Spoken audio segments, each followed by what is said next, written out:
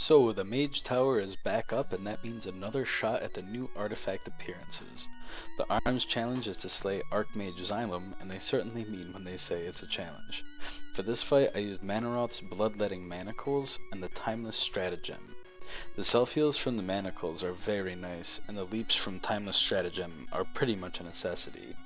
You may be able to get away with using Ayla's Stone Heart instead of the Bracers if you have the Soul of the Slaughter trait that came out with 7.2. The trait heals you based on rage spent, but it seems inconsistent, so I went with the Bracers because I knew I had the damage, and the stats on the Bracers are absolutely fantastic anyhow. Whenever he uses Ring of Frost, either use a Warbreaker, Cleave, then Whirlwind, or a Blade Storm. If neither of those are up, Cleave, 3 Whirlwinds, another Cleave, and another Whirlwind should do the trick. Every time you kill the Razor Ice, you can simply leap over the Iris and onto Xylem. I wouldn't try leaping over the ice. The first time I did, it worked fine. The very next time I tried it, it instantly killed me. If you end up in the ring for an extended amount of time, don't be afraid to single target an ice chunk for a free victory rush, and then go back to AoEing to free yourself.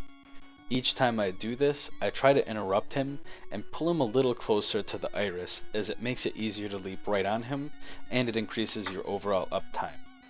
Make sure there are no slows on him before you interrupt, as he won't really move anywhere when slowed and interrupted. I for the most part pop every cooldown as they come up, however be sure to wait until he teleports away before popping them. Nothing feels worse than popping Battlecry and watching him teleport into Uganda. After about a minute and a half, he'll then go into his Arcane phase. During this phase, he'll teleport much farther away from you, and you'll want to be very sure to catch where he teleports to. He'll leave a shimmering, transparent image of himself that you need to get to as soon as possible. The images of him all channel a spell and will all cast it at the same time. If you get hit by that cast, it will one-shot you. If you're not able to make it to him before the cast is going to go off, be sure to kill an image, as they'll drop a bubble on the ground that you can survive up to 2 casts back to back in. He'll also cast Shadow Barrage. As he channels this ability, orbs will fly at you from the direction his back is facing to the direction his arm is pointing. Simply juke through the orbs and keep on smashing him. Don't interrupt any of his casts in this phase, as he will occasionally cast Draw Power once per teleport. As he channels that, he gains increased damage per second, so this is the most important thing to interrupt. If you happen to reflex pummel something on accident, you can use a Blood Elf Silence, Intimidating Shout, or a stun if you brought one, and that'll also stop the cast. The next time he starts to cast Frostbolt, be sure to take note of where he teleports to, as this is going to be another time he uses the mirror images. After that, it's an awkward mix of all the phases up to that point. He sticks with his trend of teleporting very far, so be sure to interrupt and drag. He will also not cast Draw Power here, so you're free to pummel those Frostbolts. Make sure you get him to about 10% with all of your cooldowns up, as the next phase is definitely a DPS check.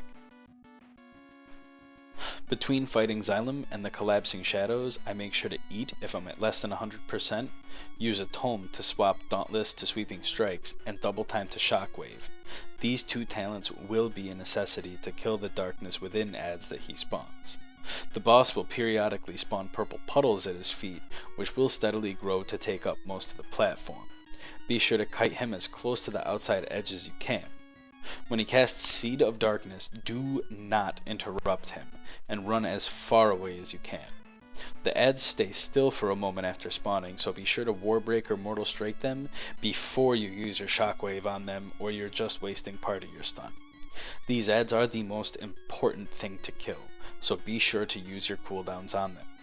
He uses Seed of Darkness every minute, so using Warbreaker as soon as they spawn will ensure that it's up for the next round.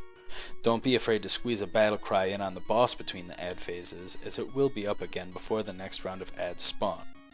Make sure you bring plenty of Nightborn Delicacy Platters, a few Flasks of the Countless Armies, Potions of the Old War, Tomes, Drums, and even Runes, as the DPS check is very tight.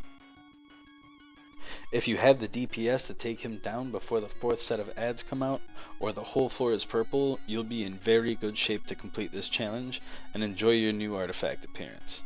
If you like this video and want to see more like it, give it a thumbs up and be sure to subscribe. Let me know if this guide was helpful, and I hope you get to enjoy your shiny new weapon appearance. Thank you very much for watching, and enjoy the rest of this kill.